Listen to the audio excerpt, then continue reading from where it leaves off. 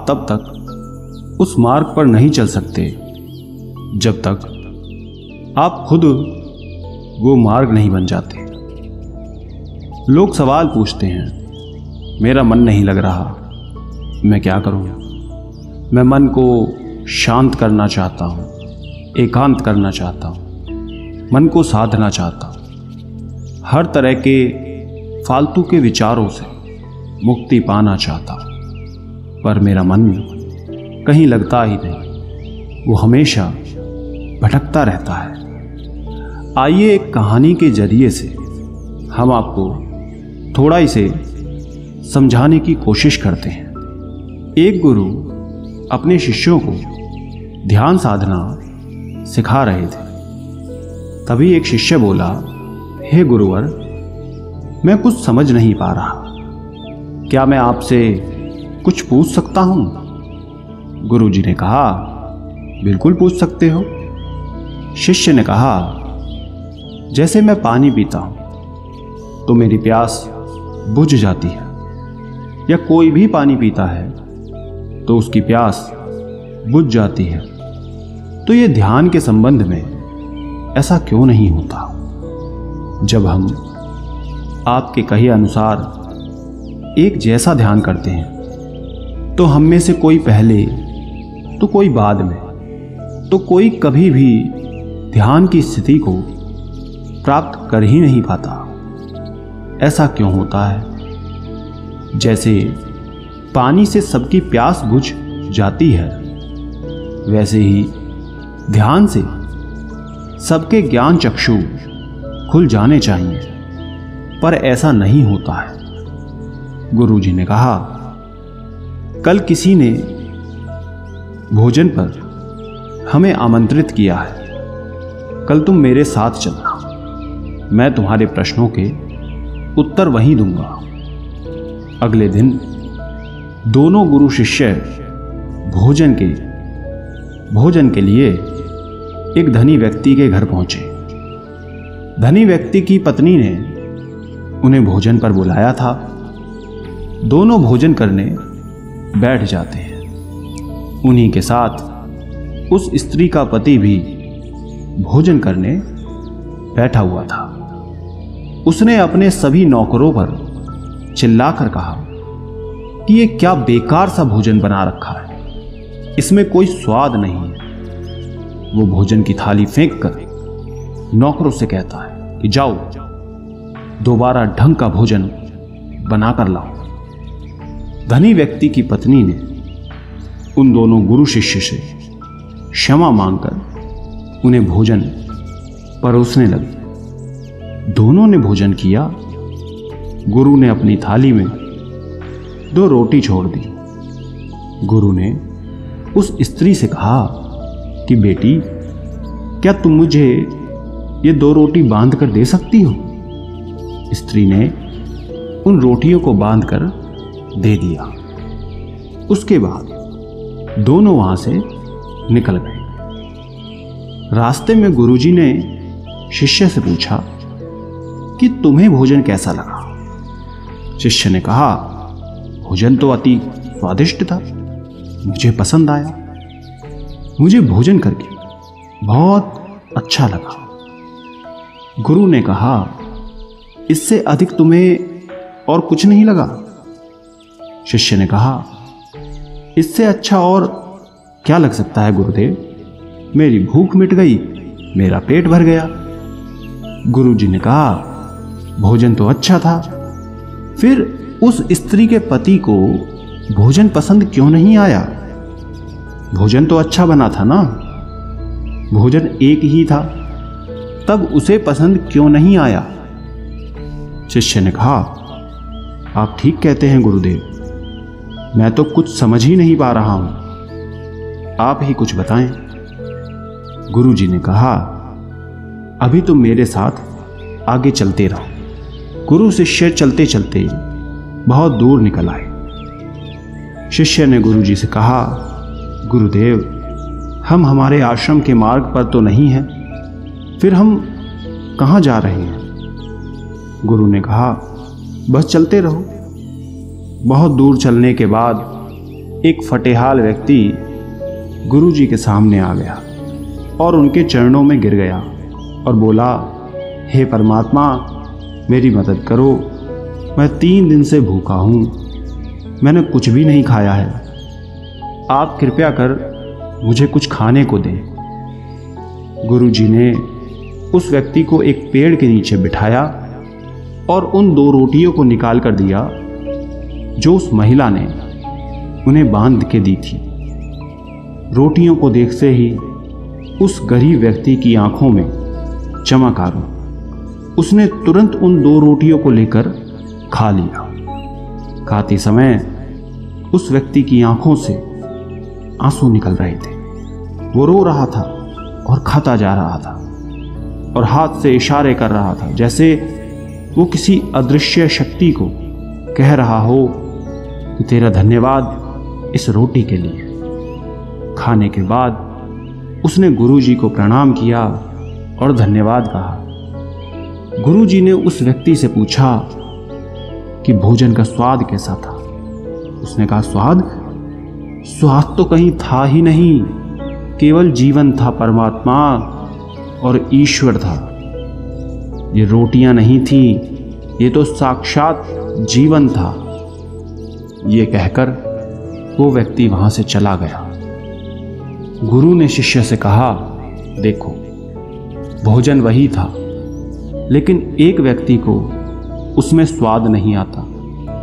तुम्हें उसमें स्वाद आया, तुम्हें भोजन पसंद आता है, लेकिन वहीं एक व्यक्ति को इस भोजन में स्वाद नहीं आता, बल्कि वो इसमें ईश्वर, परमेश्वर और जीवन को देख लेता है।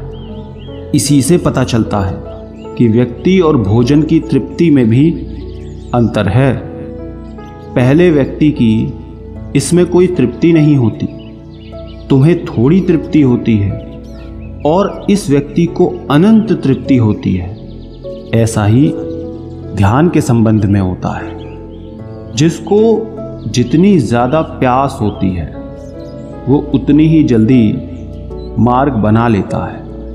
उस शिष्य की जिज्ञासा का समाधान हो गया था, उसके प्रश्नों का उत्तर उसे मिल गया था, लेकिन प्रश्न का उत्तर अभी हमारे नहीं मिला। प्रश्न था, मन क्यों नहीं लगता? दोस्तों, जो लग जाए वो मन नहीं है। मन का स्वभाव ही है भागना। जब हमारे पास कोई चीज अत्यधिक होती है तब मन उससे भागने लगता है। जैसे उस धनी व्यक्ति का मन जो उस भोजन से भाग रहा था, जो उसके लिए आम बात थी। लेकिन जब कोई चीज हमारे पास सीमित मात्रा में होती है और हमें मिल भी जाती है, तब हमारा मन उससे जुड़ा भी रहता है और हम उस चीज की थोड़ी बहुत अहमियत भी रखते हैं। जैसे उस शिष्य का मन जो उस भोजन से थोड़ा बहुत जुड़ा हुआ था, तो उसने उस भोजन के स्वाद को भी जाना। लेकिन जब हमें कोई चीज चाहिए होती है और वो हमारे पास नहीं होती, तो पहले हमारा मन उस चीज के लिए बहुत ललाहित रहता है। वो हर हाल में उसे पा लेना चाहता है। लेकिन जब कोई चीज प्राणों से जुड़ी हो, जैसे कि वो 2 रोटी, और जब बात प्राणों पर आ जाए, तब मन गायब हो जाता है। तब आप स्वाद नहीं देखते, भोजन का प्रकार नहीं देखते, तब आपको सिर्फ भोजन चाहिए होता है। तब आप एकाग्र हो जाते हैं भोजन के लिए। जो मिले उसी में आपको आनंद आ जाता है। स्वाद हो या ना हो, आपके प्राण अंदर तक उसे स्वीकार कर लेते हैं। और ये तब होता है जब मन नहीं होता। हम हमारे मन को लगाने की बहुत कोशिश करते हैं। कुछ पढ़ाई में लगाने की कोशिश करते हैं, तो कुछ अपने काम में लगाने की कोशिश करते हैं। लेकिन आपने देखा होगा कि मन कहीं नहीं लगता, और ये लग भी नहीं सकता, क्योंकि इसका काम किसी चीज़ में लगना है ही नहीं, बल्कि इसका काम है आपको भगाना इधर से उधर। एक चीज़ आपको मिली तो दूसरी चीज़ पर ले जाना, दूसरी चीज़ आपको मिली तो तीसरी चीज़ पर ले जाना। मन संतुष्टि को नहीं जानता, वो केवल पाना जानता है, पाने के बाद भूल जाना जानता है। जो मिल गया उसे छोड़ देने की आदत होती है, जो छूट गया उसे फिर से पा लेने की आदत मन की होती है। अपनी जिंदगी के पिछले हिस्सों को देखें और जानें कि क्या आपका मन कहीं लगा है, कहीं रुका है, या वो केवल आपको अभी तक भगा रहा है। अब सवाल आता है कि अगर मन का काम भागना या फिर भगाना ही है, तो क्या जिंदगी भर हम भागते ही रहेंगे? क्या हम कहीं रुकेंगे नहीं? ध्यान से देखो तो जिंदगी ऐसी ही है। जन्म से लेकर मृत्यु तक इंसान भागता ही रहता है, कभी किसी चीज़ के पीछे तो कभी किसी दूसरी चीज़ के पीछे। लेकिन फिर भी कुछ इंसान अपवाद हो जाते हैं, फिर वो रुक जाते हैं, भागना बंद कर देते हैं। तब चीज़ें उनके पीछे भागती हैं, वो किसी चीज़ के पीछे नहीं भागते। इसका सबसे बड़ा उदाहरण स्वयं गौतम बुद्ध है। हम आम लोग कैसे अपने जीवन में ठहराव ला सकते हैं, कैसे हम अपने जीवन में एकाग्रता ला सकते हैं, कैसे हम अपने जीवन में अपने मन को, अपने आप को नियंत्रित करने से रोक सकते हैं। और इसका एक ही रास्ता है, वो है ध्यान। ध्यान व्यवस्था लाता है, मन भागता है, ध्यान ठहराव बुलाता है। मन लालच देता है, ध्यान लालच को देखने की दृष्टि देता है। मन कहता है दूसरी चीज़ को पकड़ लो, ध्यान कहता है जो मिला है उसे जान ले। ध्यान एकाग्रता लाता है, लेकिन ध्यान को लेकर भी हम भ्रमित रहते हैं। ध्यान का मतलब आंखें बंद कर बैठ जाने को ही समझ लेते हैं। एक छोटी बच्ची बहुत अच्छी बांसुरी बजाती है, और जब वो बांसुरी बजाती है तब उसके सुर में खो जाती है, तब उसका मन गायब हो जाता है। उसके प्राण केवल उस बांसुरी की धुन में ही रम जाते हैं, और यही उसका ध्यान बन जाता है। लेकिन ऐसा इसलिए होता है क्योंकि इस लड़की को उस बांसुरी में रस आता है, आनंद आता है। यही उसकी प्रकृति है। वो वही कर रही है जो वो हो सकती है। एक अध्यापक है, जब वो अपने छात्रों को पढ़ाता है तो उसमें खो जाता है। वो अपने प्राणों से उस पढ़ाने का आनंद लेता है, उसमें रुचि है उसे। यही उसकी प्रकृति है। जब वो पढ़ा रहा होता है तब उसके मन में कोई हलचल नहीं होती। वो तब ना तो भूतकाल की बात सोचता है, ना भविष्यकाल की। वो केवल वर्तमान के क्षण में ही रहता है, और यही उसका ध्यान है। जो व्यक्ति जो है, अगर वो वही होने लगे तो उसमें स्वतः से ही ध्यान घटित होने लगता है, वो एकाग्र होने लगता है। लेकिन जब व्यक्ति कुछ होने की कोशिश करता है तो उसका मन हावी होने लगता है, एकाग्रता टूट जाती है, और तब हम भागते रहते हैं। सब कुछ पा लेते हैं, तब भी सोचते हैं कि कुछ रह गया है, और ये अधूरापन कभी पूरा नहीं होता।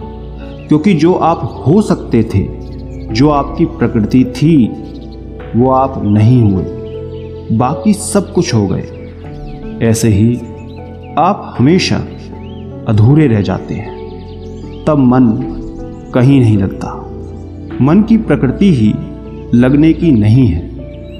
जो लगता है वो एकाग्रता है, वो ध्यान है, और जहां आपको एकाग्रता मिल जाए, समझ लेना वही आपके लिए बना है, जिस पर चलकर आप संपूर्ण हो सकते हैं। दोस्तों, आपने क्या सीखा कमेंट करके ज़रूर बताना। धन्यवाद।